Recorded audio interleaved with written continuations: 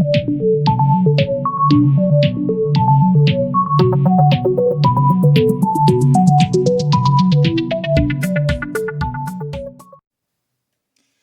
boys and girls, it's Miss Espinosa, and today I am coming to you with our first strategy on how to multiply multi-digit numbers by one digit. The first strategy that we're going to use is called the distributive property. The distributive property. Okay? So the distributive property is used when you are multiplying by a one digit and a bigger number that it would make it easier. So for example, if we have 3 times 13, a lot of us do not know our facts up to our 13. So the distributive property says that we can break up the bigger number into smaller numbers to make it easy for us to multiply. So how can we break up 13 into smaller digits that'll make it easier to multiply by 3? Well, I know my 10s and I know my 3s. So I can break up 13 into 10 plus 3. And I'm putting it in this bracket just so I can keep it together, because I know that 10 plus 3 equals 13. So now I can multiply 3 by 10 and multiply 3 by 3. So let's do that. 3 times 10 is 30. 3 times 3 is 9. Now we're going to add both of those together because that's what's in the middle of those parentheses. And then that will give us our answer. 30 plus 9 is 39. So the answer of 3 times 13 is 39. So the distributive property just helps you break apart the bigger number to make it easier, into smaller numbers to make it easier for you to multiply. Let's try another.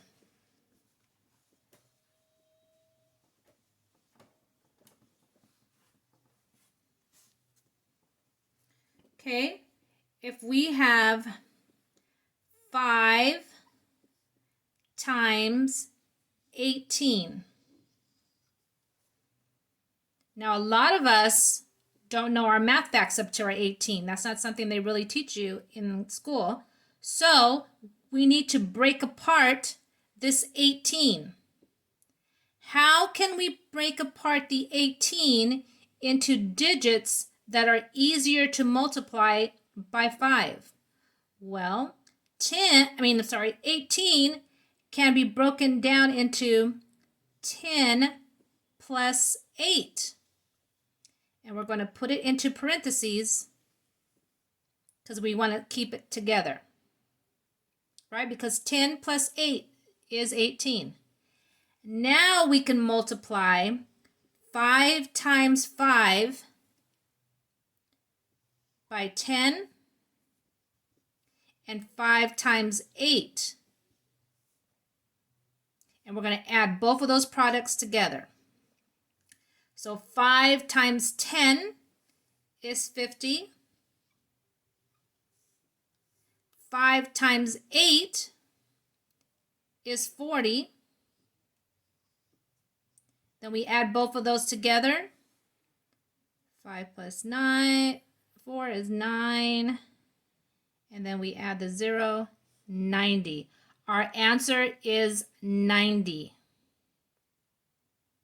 So see how breaking apart the number makes it easier to multiply?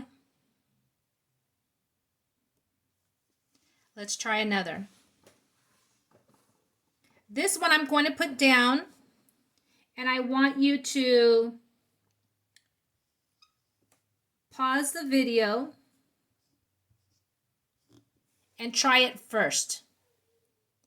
Once you think you have the answer, go ahead and unpause the video and then come back and see if you got the correct answer.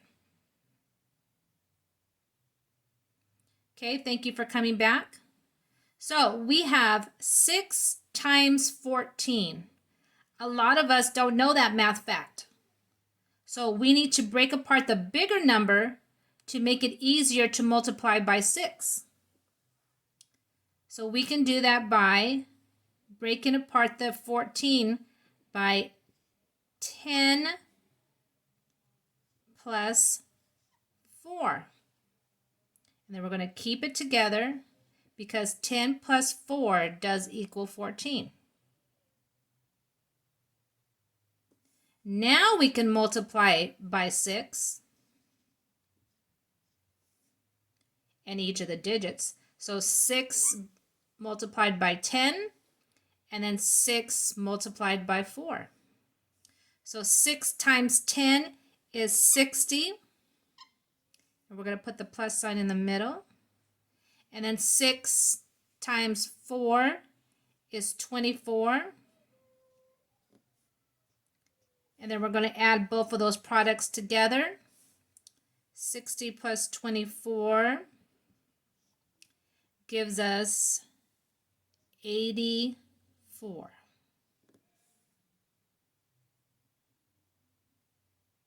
So using the distributive property is a very good strategy when you have a 1 digit multiplied by a bigger digit, mainly a 2 digit.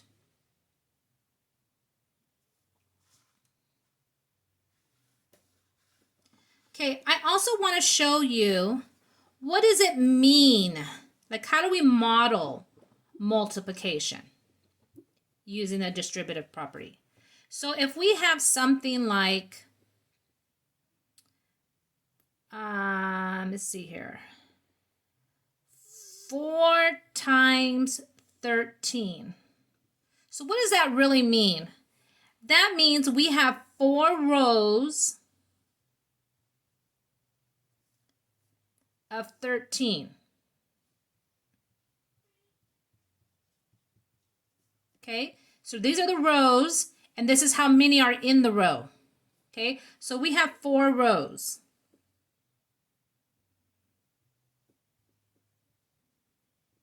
Okay, 1, 2, 3, 4, 4 rows. And there's 13 in each of the rows. So you want to count the first one. So 1, 2, 3, 4, 5, 6, 7, 8, 9, 10, 11, 12, 13. So that means in each row there is 13.